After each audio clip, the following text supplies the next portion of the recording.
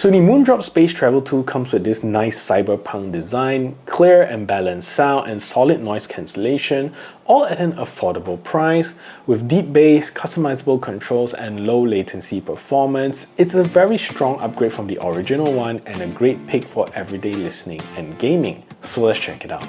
I took a dive, I didn't know I'd fall so deep into your eyes. I've never been somewhere so sweet, I'm hypnotized. Yeah, you put my mind at ease, got you divine.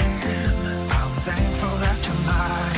Looking at me like people are looking at their phones. I've spent 7 years looking for love. So what I like here is the cool cyberpunk design you get here, and there are two colors you can choose from, the green-black combo that I have here and another more conservative, slightly off-white orange combo. So the sound signature is also very good here with a very refined and balanced signature, precise, deep bass, and with good performing mids and highs. So the ANC is also improved from the previous model and does well in most situations, and you also get a very good low latency mode. This is in part thanks to the Bluetooth 6 chipset that we get here with support for both the AAC and SBC codec. I also like the volume efficiency you get here. It's loud and you get to use them at very low volumes and they still perform very well. And there is also an improved wind noise handling in ANC mode as compared to the first one, and although there are still some wind buffering noise, it's much better controlled compared to the Space Travel 1.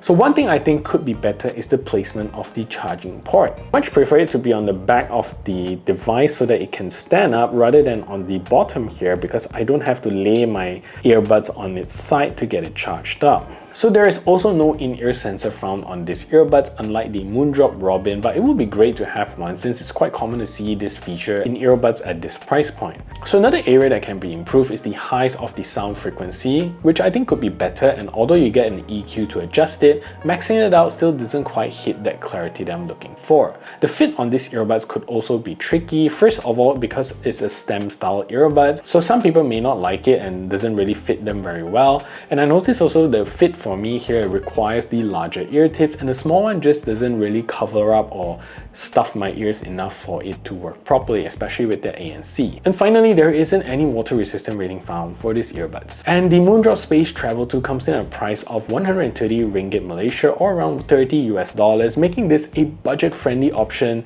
to a pretty good earbuds with ANC and great sound. So if you find value in what you hear and like what you see, do subscribe to the channel and ring the notification bell so the YouTube algorithm can pick this up. And if you want to buy these earbuds, do check out my links below. So the sound signature here with these earbuds, when I first picked it up, sounds very refined, very IEM-like, and you get very clear representations of all the sound frequencies without any individual frequencies overpowering another. So let's break down what we get here. So from a bass perspective, this earbuds is extremely impressive, giving you precise and deep sub bass, and all of the sub basses frequencies in Doing It Right by Daft Punk is generated well and deep.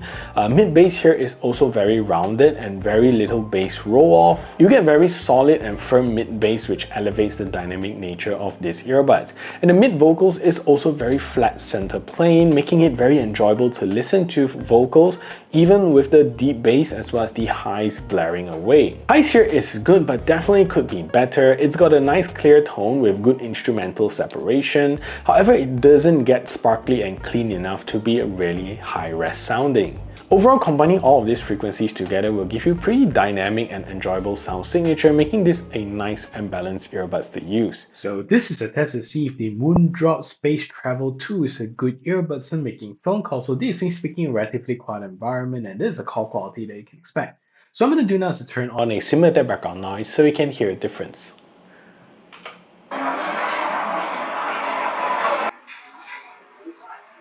So now there's a simulated background noise playing in the background, and this is the call quality that you can expect from this earbuds. So what do you think of the call quality? Let me know in the comment section down below.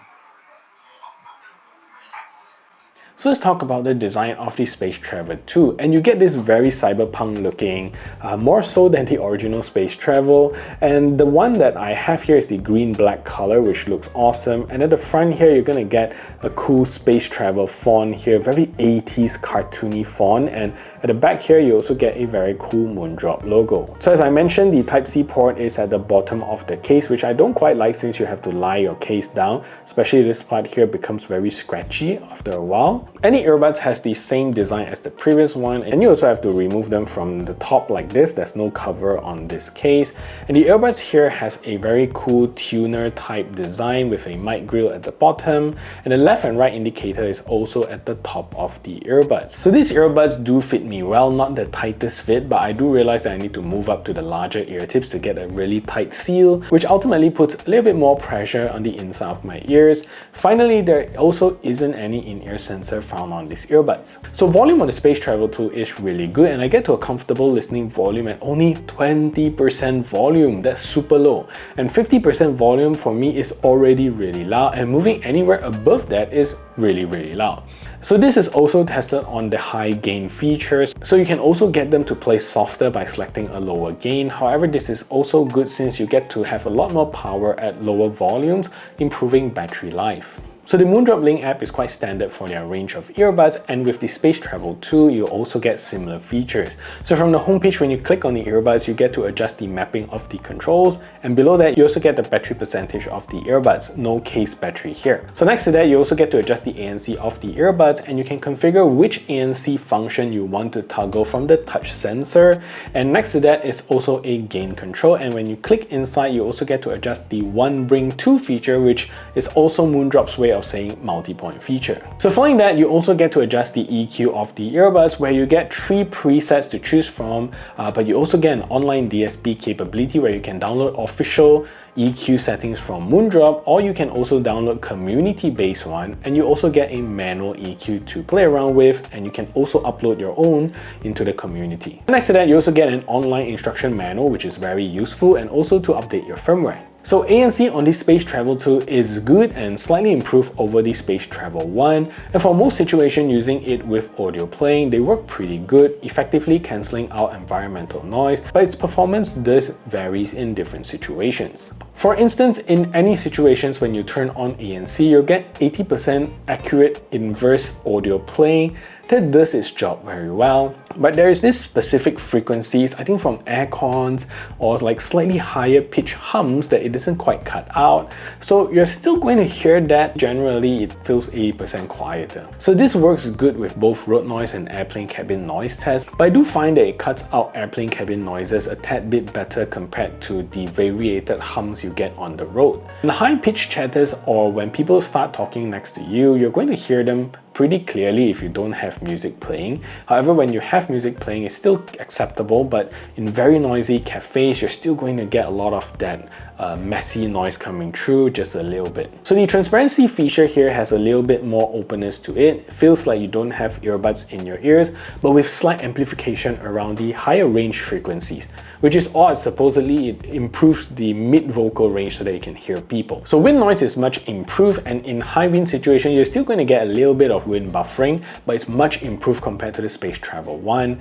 And overall, I'm giving the Space Travel 2 an ANC score of 8.3 out of 10 compared to the 7.4 on the Space Travel 1. So latency with the Space Travel 2 is good when you turn on gaming mode, where it reduces latency quite substantially, giving you almost a lag-free experience.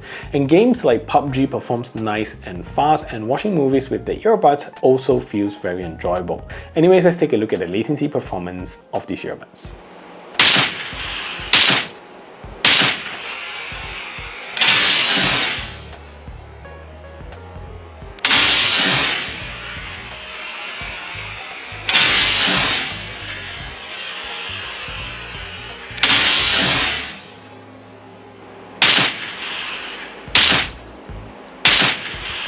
So all in all, it's a very capable ANC earbuds at a very attractive price point, definitely worth checking out, and it's a clear improvement from the original Space Travel. And if you also want to check out the Moondrop Robin for another option for an ANC IEM-like earbuds, then check out this video right over here. And if you want to also check out another Moondrop review, click right over here, and I'll see you over at those videos.